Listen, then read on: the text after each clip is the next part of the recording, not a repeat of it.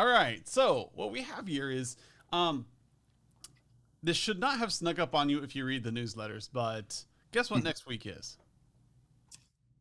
That would be the end of September. We can start with that. That is correct. Get a little closer to it. What what more importantly are we heading up on here? Let's see, taxes. Taxes are due Oh yeah, October definitely 15th. taxes. Yeah, yeah. What else? What else could there be? Do we have much time left in the year? Fourth quarter, people. Yes, we have next month is Cybertober or Yeah. Cybersecurity Month. So you can see you're going to see a lot of advertisements and pushes on the internet around scary things out there that are going to destroy your businesses. So you can leverage that to start doing your what should have been some NIST preparation you've been doing for the quarter three, and selling of cybersecurity packages. But more to my point is that while you're doing these cybersecurity packages and you're pushing out the NIST audits, you should be getting ready to do your annual reviews for especially your big hitter customers, where you're going to walk in with a professional presentation and have a conversation about what projects you want to do next year in 2022. You want to get this in front of them now before they do their budget requests. Now, some of your smaller clients, they're very ad hoc. They're month to month on their budgets. It's not that big of a deal in fourth quarter. But for your big clients, your big spenders, now's when they get approval. And so you want to be first to the table. If you're especially going to have a big ask, a big migration project or something big that's going on, you want to get them in front of them in October. Like, hey, this is how much we want to spend in 2022. We want to increase our spend, or we want to do these three projects in 2022. We want to revamp your wireless. We want to move that data closet over to another area, or design you an actual data center because you're getting big enough for one now. But you have to pitch those now, because if you end up being the last project to get picked, then you're like, oh, we're out of money for 2022. Out of money. Yeah. We'll just squeeze you and we'll maintain status quo for a little longer.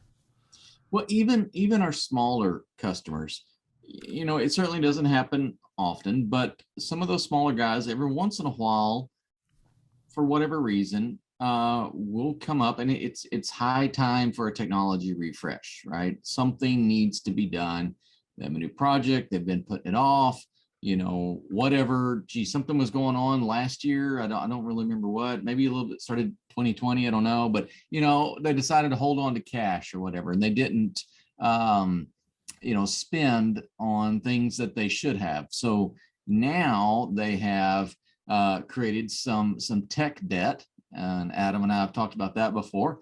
But they're going to have to write a big check, is what I'm getting at. And to really drop that on those guys, their whatever expires, April of 2022, to wait until March 15th of 2022 and go, oh, hey, by the way, I need you to write a check that's equal to all the money that you spent on technology last year combined. That's just not, that's not the best exercise. So getting into these conversations now, letting your clients understand, hey, you've got this big expense coming up. You didn't pay on this the last couple of years. The bill is coming due. And as you continue to have those conversations and talk to them, once you get to that point, they're like, yeah, I guess now I need to write the check. All right. And so the result may be the same. All right. But your perception from your clients about how you're helping them with their cash expenditures, just their general cash flow, how you're being a part of their business and help them find solutions, is really going to redefine how your organization is perceived. So, it's just, these conversations need to happen sooner than later, and now's the time. Yeah. So you need to pull if you're doing the four pillars, you need to pull the four audits together and you need to show how your clients or how your client's IT is doing and then why you're recommending this project. And what's nice is, especially if you have nonprofits who rely a lot on grants, Yes. they may say, "Oh, that's awesome. We have a number." So maybe March, for instance, a lot of the schools I used to work with, March was their deadline for grant proposals for some of the bigger organizations. And so they knew they could walk in with this proposal like, hey, if I get all these Chromebooks and we upgrade our wireless, kids will be able to learn better. Okay, here's $80,000. And that's how their grant process works. They may be a poor school, but their donors are not. And the donors are how they do projects. So getting this stuff in front of them so they can start doing their asks is great. Or for your for-profit clients, letting them know like, hey, let me show you where you are in architecture service risk. And here's our strategy for getting your company to be more competitive next year by giving you better access to wireless or better work from home software, or, go on down the list. So you have to pull your audits together, distill them down to how is this going to improve their business, not just how are you going to make things shinier, but how are you going to improve their business? And then the number one thing that most people mess up on is schedule this out like a month. Don't schedule it next week. Schedule it out like a month. Say, hey, October 16th, we're going to meet. Does that sound good for you guys? I'm going to come at 10. I'll bring some donuts. And I want to go over how we're going to help your company grow in 2022. And if you schedule out a month, you might be able to get some of those key stakeholders in there. Key stakeholders have busy schedules. So if you say, hey, when can we get people in so we can talk to them about how we're going to drive your business next year? So you got to schedule these out.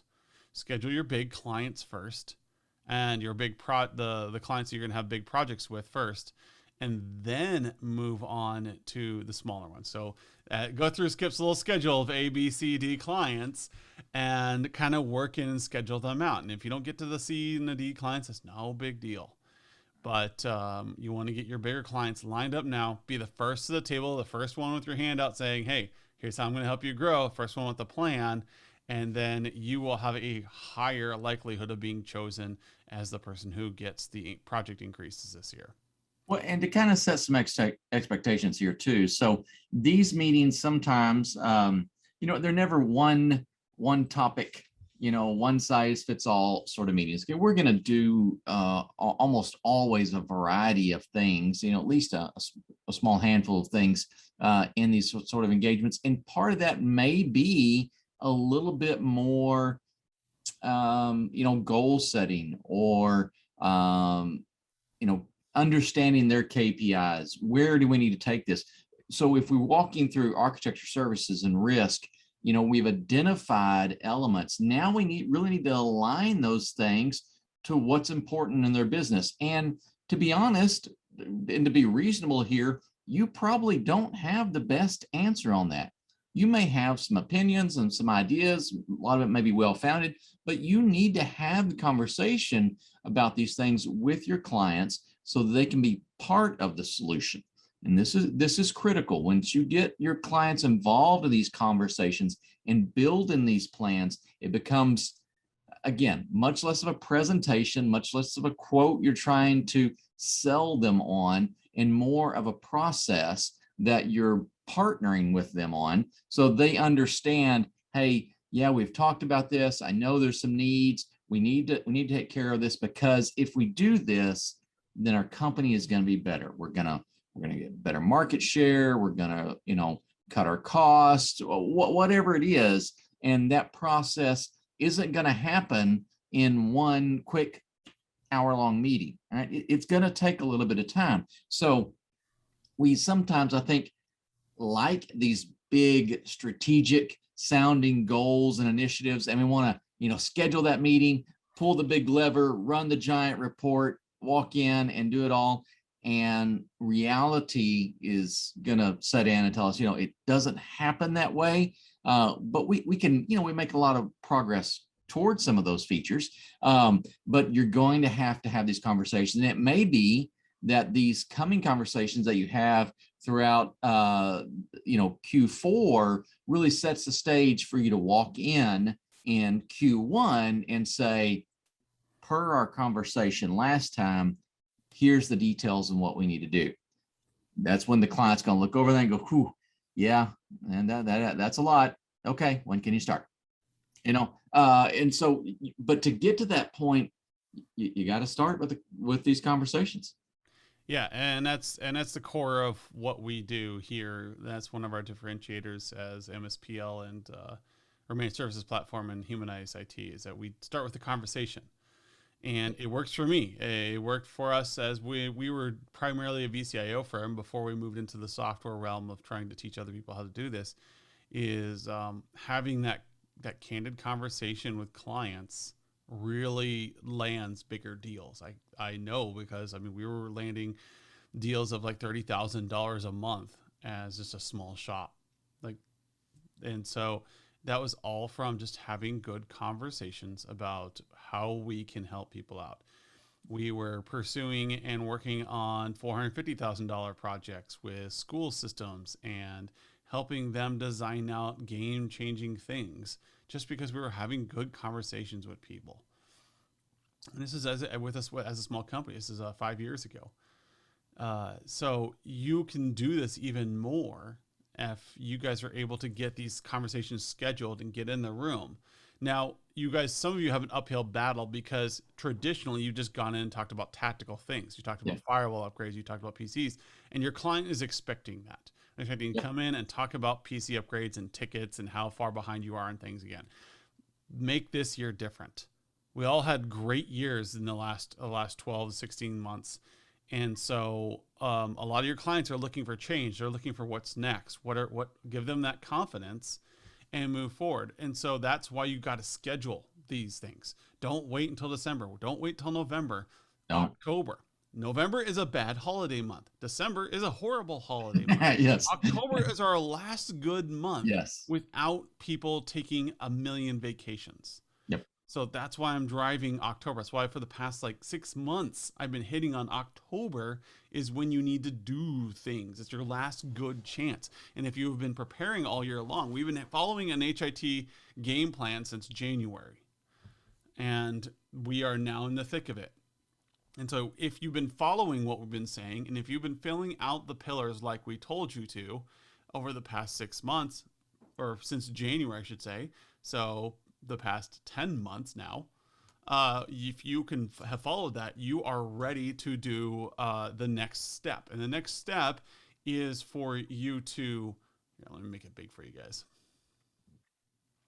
Well, while you bring that up, let me comment on something you said, Adam. The engagement where we shift gears, where we can get into that strategic mode. I hear you guys talk about that in our coaching sessions all the time. It's probably almost one of those guaranteed discussion points that come up when we have new members coming onto the platform. And I have personal experience in that as well. Okay, so there's my qualifier opening there. Having that shift from the technical, tactical, ticket-based sort of stuff. I got my 3 T's in there again. Having that shift in that conversation over to a real strategic partner is not a clear shift. It's not just like we can flip a bit. It's not a light switch, all right? Because it's skills and operational excellence that we have to take on as the MSP, and it's perception and context and understanding from our client side. So let me let you off the hook here, and you're not going to show up and be Mr. MBA, business analysis technical guy right out of the box. Okay, you're going to have to build up to that, and your clients are going to have to work with you on that. And some of your clients are going to be a lot easier to make that shift than others. And in fact, you'll probably have some that you never shift into that mode with. Those are challenging. It's a whole nother conversation. We'll leave that for another time. All right. But so build some flexibility in. I said earlier, when we have these conversations, rarely ever do we sit down with one thing on the agenda, right? And that one thing being strategic. It's almost always a variety of things, but that agenda can really help. And so you sit down, you have all the normal things that you're talking about, tickets, invoices, whatever. But before that, put a new agenda item on there and say, hey, I want to really make sure that we're aligning our technology to meet your goals. Let's do a quick exercise. Maybe you jump into a SWOT, maybe a 2Q, maybe anything. There's plenty of ways to just talk about their business. And many times, if you'll think about your engagements, you've done this before, but it's been ad hoc and you had no perhaps structure or repeatable process to do that. What we're encouraging you is to make sure you have that structure, make sure you have that framework so that you can scale this up and repeat it across all your clients. Yes. And so having yourself transitioned into the conversation is where you should be right now. You should be prepared, or your account managers should be prepared for a good conversation. That's why we have the dashboard, or if you don't have the dashboard, this is why we have the reports, is that it's distilled down and helping you have the conversation. And so quarterly, you should be delivering these things so your clients are ready to have strategic conversations. And so by now, what you did was you filled out architecture. This was Q1 for you. Gone through and make sure that all the software and PCs and licensing is done and audited. You should be doing that in your first quarter. Then you're moving into your service quarter, which is Q2, where you're going through and you're making sure that you have 24/7 service in place, that make sure you're supporting them in the right ways. Q3, here we are. Cybersecurity month. That's your risk pillar. You should have audited the risks for your clients this last quarter. And that way, when you walk in the door in 3 to 4 weeks, your strategy pillar is already done. You can already tell them we're going to do all these things. So we'll have marked off the architecture audit. We'll have marked off the service audit. We will have done the risk audit. And then now we need to hold the strategy meeting. And then you're going to see these things increase on the strategy. So when you end the year, you're ending the year in this really good place. And you're like, hey, we had a great 2021. However, our service delivery is still a little under where we want you to be. We really need you to be at 90% for your service if you want to be a well-functioning organization. So that means you're 44% under. Here's how we're going to get you there. We really need to upgrade these things. Our engineers have recommended you upgrade these things. I think 2022 is the time to get your service up into the area where we need it. And yes, some of your, like Bob, is going to probably ask the question, what about the ITCQ? The ITCQ is showing like, hey, your average competitor for your client is sitting at 35%. So yes, you are above average right now. However, you want to be best in class. And this is how we're going to get you best in class, is we're going to move you up here. We believe by getting these things in place, your teachers, your employees, and whoever else is working there are going to feel much more comfortable. They're going to feel a lot more supported by the business and the administration. And so when we're having this fourth quarter conversation and you're talking about these things, you're going to attract the CEO in. You're going to attract the CFO, the decision makers, because they're like, oh my gosh, this is really good. And if you need to tease them, go ahead and take a screenshot of this and say, hey, we're going to show this new dashboard and we're going to be asking you guys, what does it look like to have a successful technology portfolio enabling you to compete better in your marketplace? And then they're like, oh, I really want to hear about that. That's interesting. Feel free to quote me on that. We're going to come in and we're going to discuss this. We're not going to sit down and talk about firewalls and stuff. We're going to talk about where are you compared to where we think you should be, and what projects are going to get you to that score. And that's your strategic conversation for Q4. This will sell projects because now you're making it simple for them. Sorry. And yeah, so setting expectations going into these meetings as you begin to definitely do what Adam said. Don't book that meeting out for next week. Book it out a little bit further in advance, and kind of put some teasers out there, send them some follow-ups. Hey, I want to make sure we understand, what you guys are planning on doing with your new field office, in Timbuktu or whatever. And maybe, setting some expectations that you're going to ask them some questions. And those questions aren't going to be, centered around how many characters in your password configurations, right? It's questions about their business. And I've heard this from several people. One of our most recent members, he had his first strategic meeting using the tool. Let's see, was it last week or week before? I'm losing track of time.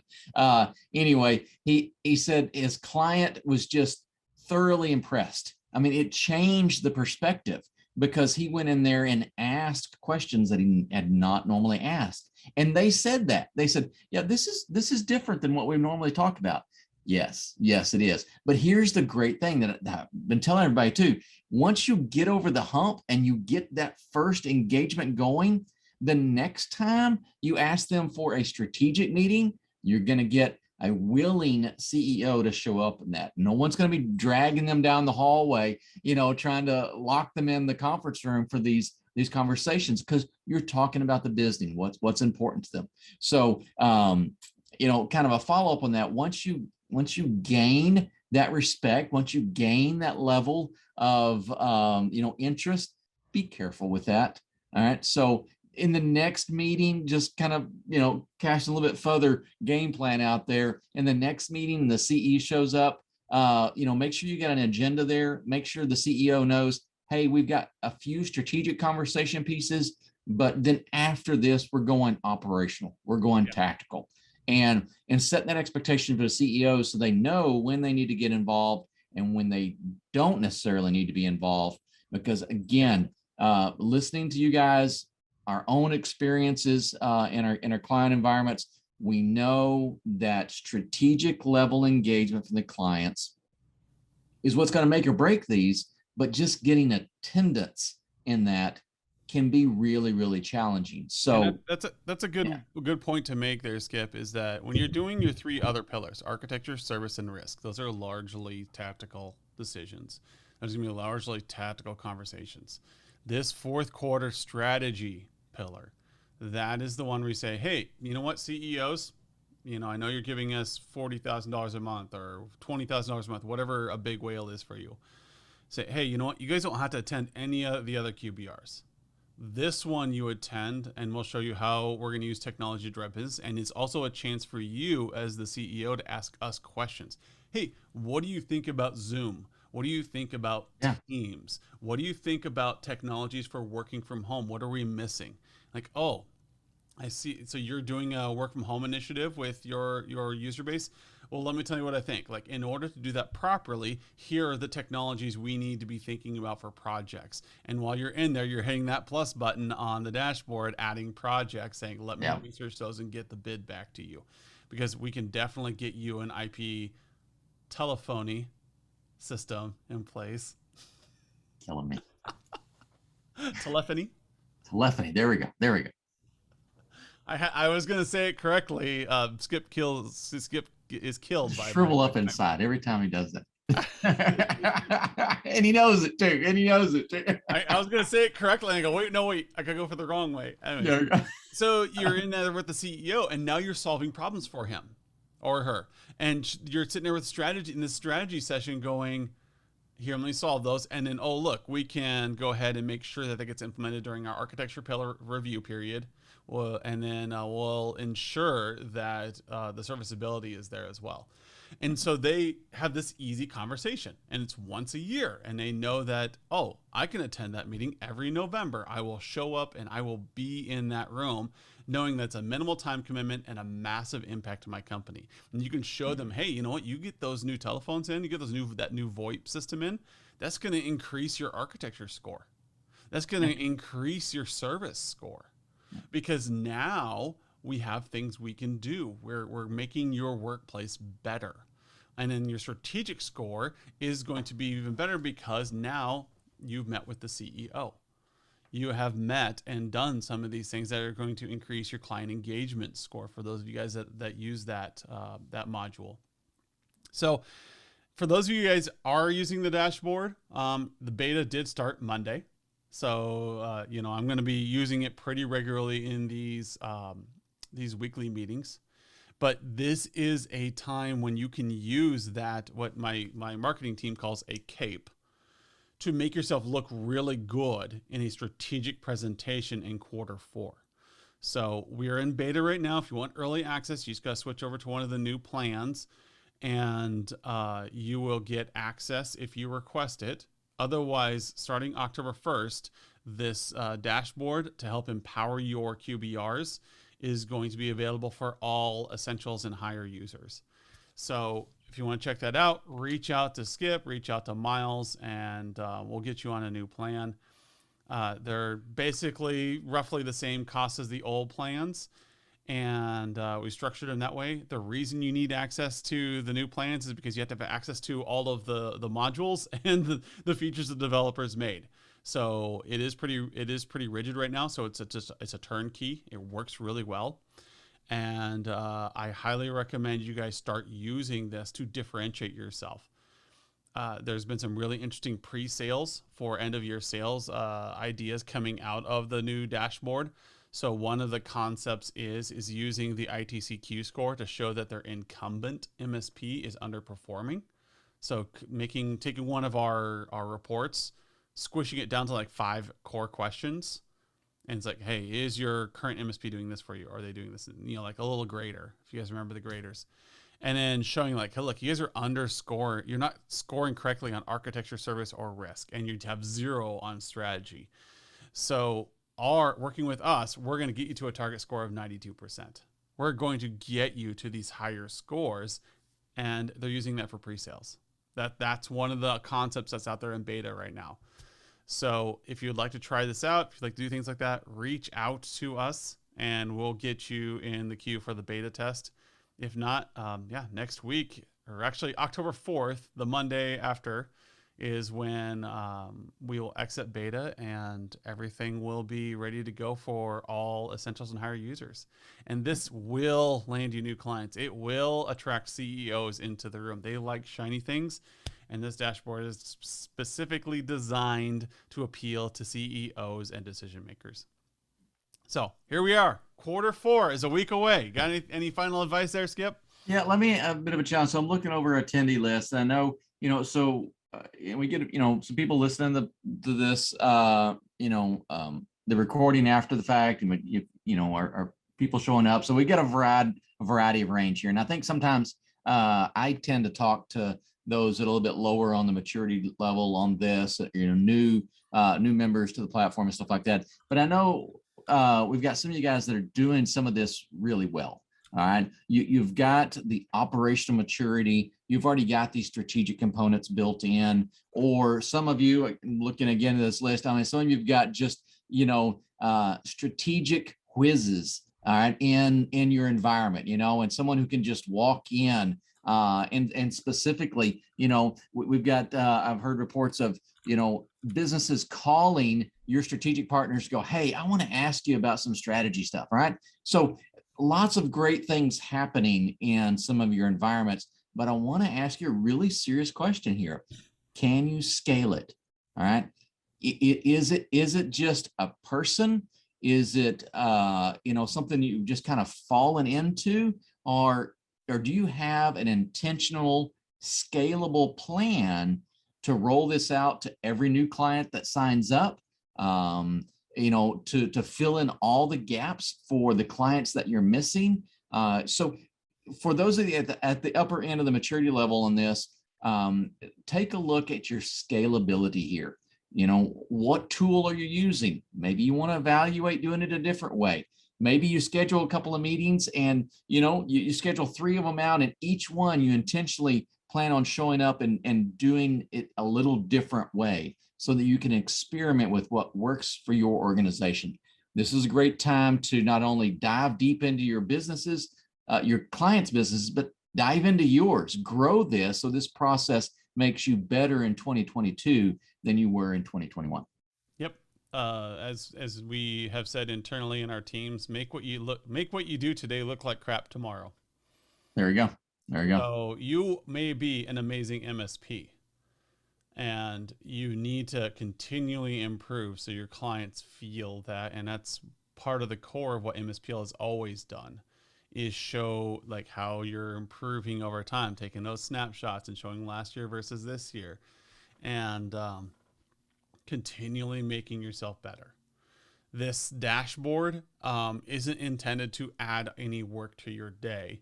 It's intended to make money and build you a better reputation with your clients, so that when somebody else walks in, they look like crap, you look awesome. And that's where we're heading here. You already are a great MSP. Now you need to scale yourself and allow yourself to grow as fast as your clients do.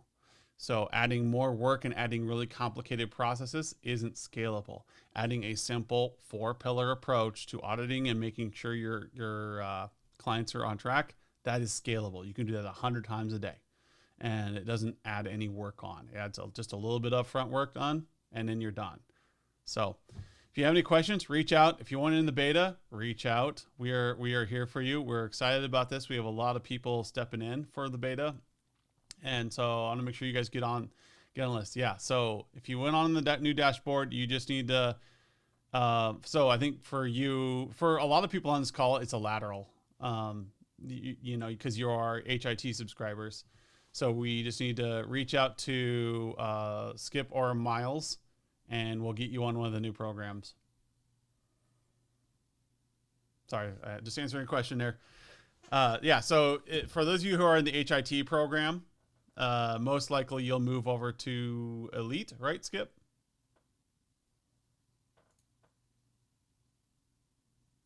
Skip's muted. Skip has a noisy keyboard. So do I. You're the one who told me to buy this keyboard. I know. I love it. You just got to hit the mute button all the time. The expert package. Yeah, the expert package is what most of you in the HIT program will move over to.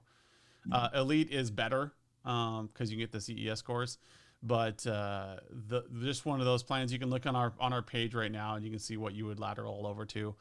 Being loyal customers will probably just give you a coupon or something to make sure that everything's kosher.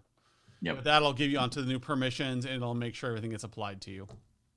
So if you have any trouble getting a hold of Miles, reach out to me. I think I could probably muddle through it. Miles is a lot faster than I am. So I'm not going to try to break it. So. And if everybody could move to an annual plan, I'd appreciate it. Yeah. That'd be... Adam hates doing month ends. All right. So yeah, while you're switching plans, move over to annual while you're at it. Make me happy. All right.